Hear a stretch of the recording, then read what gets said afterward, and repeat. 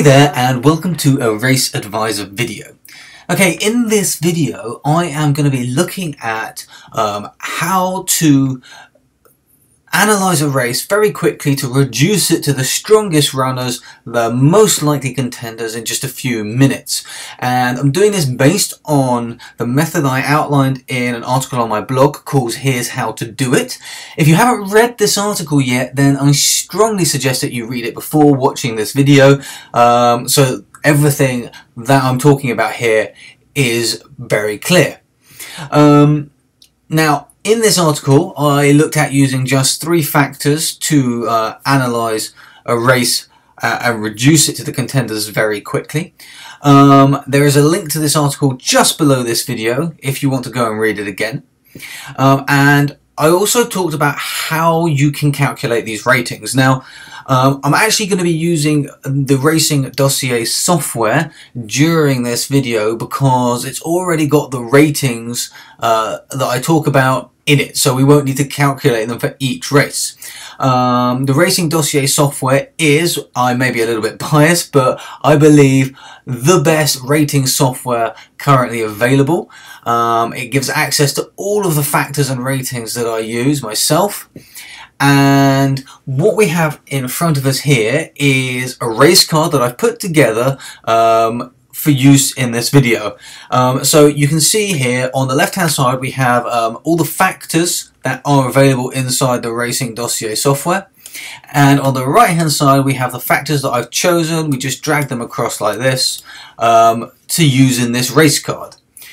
So at the top we've got the horse win percent, and you can see down here that that is the winning strike rate of the horse. Quite self-explanatory.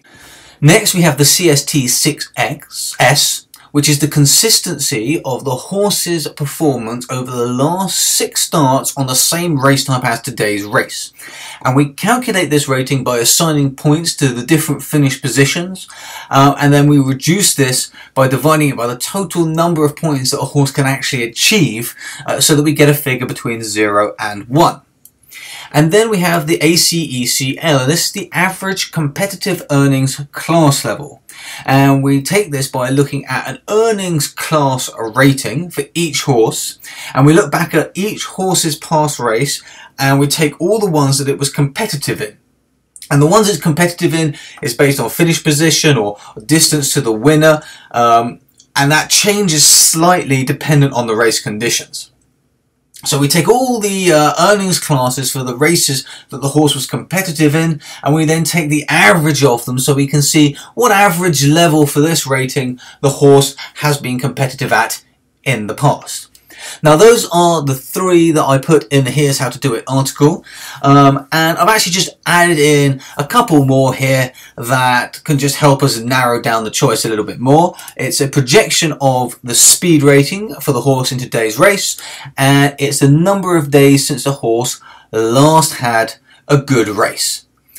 Okay, so now that we've looked at that, I am going to go over to the races and look at the next race. Okay, so the next race is the 750 at Kempton. It's a 1-mile race with 14 runners over the flat all-weather. I'm going to select that race and apply the race card that we've made for it. And here we can see all of the factors. So let's take a look at this race. First of all, I am going to sort them by horse win percentage. And Cape Samba stands way above the next best in this race. However, we notice we haven't got a CST6 or an ACECL rating. And that probably means we haven't got enough races to be able to make one, or enough data to be able to make those ratings. So that's a little bit of a concern. But then we see the next big batch of runners here. They're all very close to each other. There's not much to differentiate from them really. So the only one that stands out there is Cape Samba. Next we move over to the CST6S. Looking at that, we've sorted it highest to lowest, and we can see that Syncopat is the most consistent over this race type, over its last 6 runs. And whenever I have decimal points in a rating, I should say, I essentially ignore the decimal points. So I just look at it as Syncopat has a rating of 42, Woolston Ferry has a rating of 39, etc. And you can see in the ACECL rating, due to the way this is calculated, very few horses have less than 3 zeros before their rating, and this is just due to the way the rating is calculated. Now that doesn't change the way we use it at all, we just ignore those 3 zeros. So I would look at them as Syncopat having a ACECL rating of 23 and Woolston Ferry 31, Poetic Lord 40, so we use it in exactly the same way. Okay, so Syncopat is the strongest with Woolston Ferry. And they are, you know, Woolston Ferry has 16%, which was the second best for the horse win percentage. Syncopat was at the lower end of 10%. So that's not quite as strong. There's not much difference between them there. Going down, we see Poetic Lord and Copperwood and Malaysian Bowler are all very similar. Again, but nothing too horrendous there. They're all kind of middling compared to the rest of the field, sort of average, both horse win percentage and also consistency. So at the moment, the one that's most interesting is Woolston Ferry, but we've got to remember Syncopat has good consistency, but the strike rate is a little bit on the low side. And we mustn't forget Cape Samba with the highest strike rate, but we haven't been able to calculate ratings for the other two.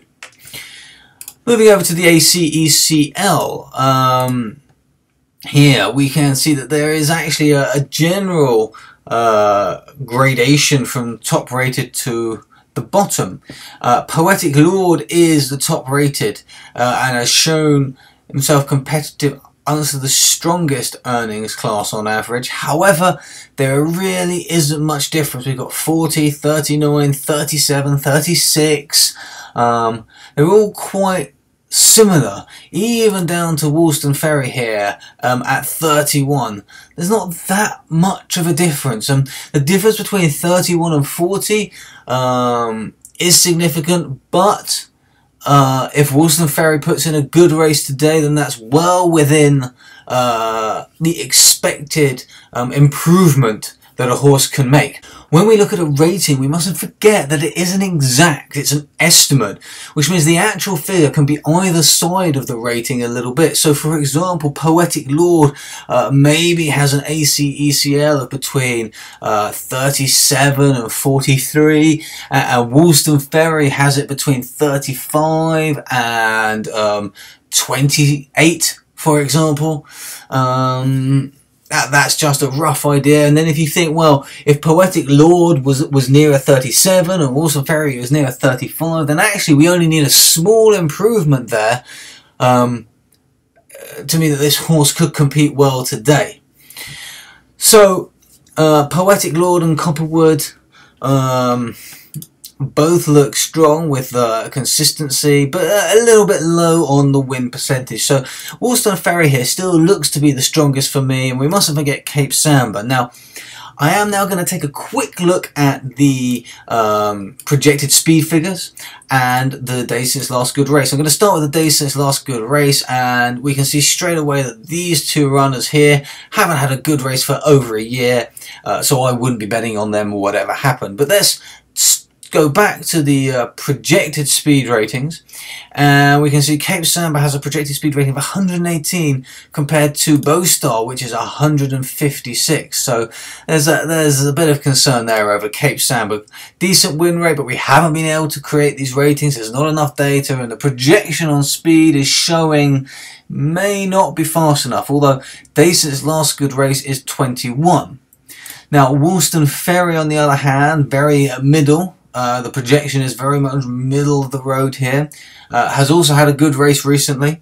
So that doesn't knock it out, but maybe makes us a little bit less confident. Now let's look at the top, and we can see Bowstar. Now this is interesting. Bowstar has a 15% win rate, which is amongst the higher of the horses in this race.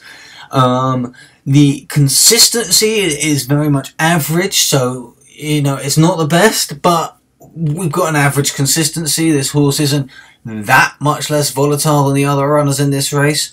And the competitive level is also kind of pretty average for this race, so should be able to compete.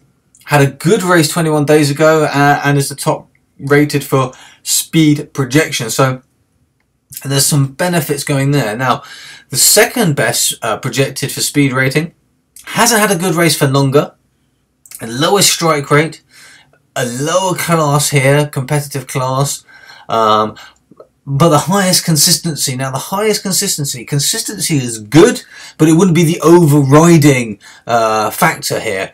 I'd be more concerned about the low win rate and the lower competitive level, so that probably wouldn't be for me, that runner. Syncopate also with 174 days since the last good race. Let's move down a little bit further. We've got Russian Ice. Again, it's a little bit lower here on consistency, but a good competitive level. The strike rate could be better, however. Now, Malaysian Bowler, interesting. 40 days since the last good race, a decent projection here, and good consistency, average competitive level, and decent strike rate. Now, we haven't got very long until the race goes off, but based on what we found, I would probably ignore Cape Samba unless the market was indicating we need to be concerned. I still quite like Woolston Ferry and think this horse could run a good race if the odds are on. Otherwise, Bowstar we found, with these extra little pieces of information here, could have some strong potential.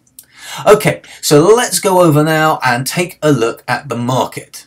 Okay, so here's the market. Now, we can see that Cape Samba is the favourite in this market, and the next best is Bowstar. Let's just go back quickly. We were interested in Bowstar, if you remember here. That was the one we looked at later with the extra information, and Woolston Ferry was also an interest. So going back to the market, we can see Bowstar and Woolston Ferry are both up here with good odds, 9 and 11 currently on Betfair.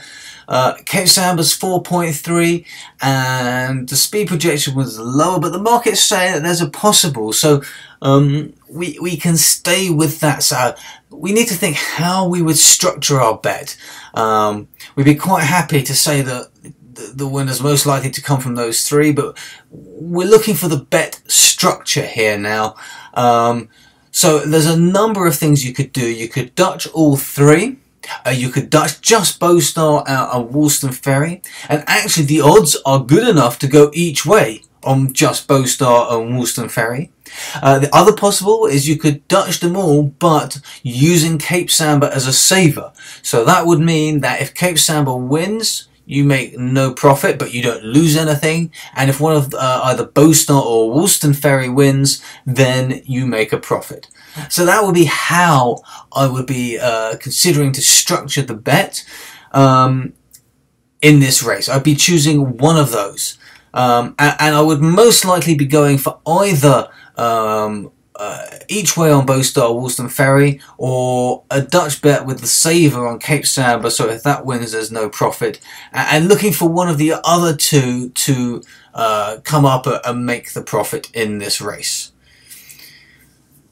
Okay, so we will come back. I'll just pause this video now and we'll come back while this race is being run towards the end so we can see what's happening.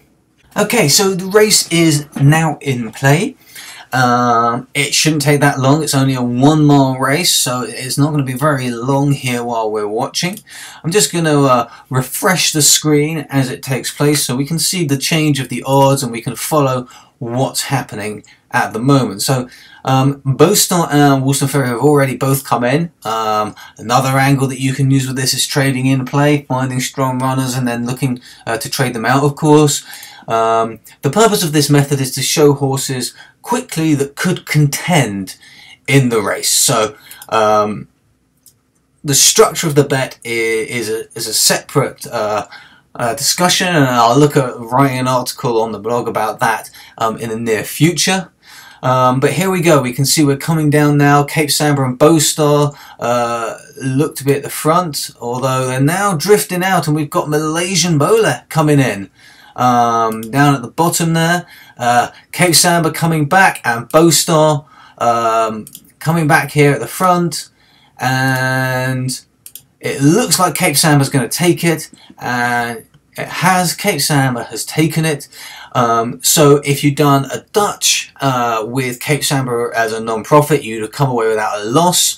But Cape Samba and Bowstar were the two contending at the end there. So they came from the three that we were interested in. If you'd done each way in the market, you would have got Bowstar and on your each way there at odds of 3.05. So that would have worked well as well. So either way, you'd have come out with a no-loss bet or a small profit on the place market. Okay, so I know we didn't win that race, but I hope that shows you the technique and how it can be used in kind of 5 minutes a race, 10 minutes a race, to analyse very quickly on the fly and shortlist just 2 or 3 runners that are likely to be the strongest contenders in the race. Now, if you've got any questions, fire away and leave a comment just below this video. It'd be great to hear from you, and I look forward to speaking to you soon. Goodbye for now.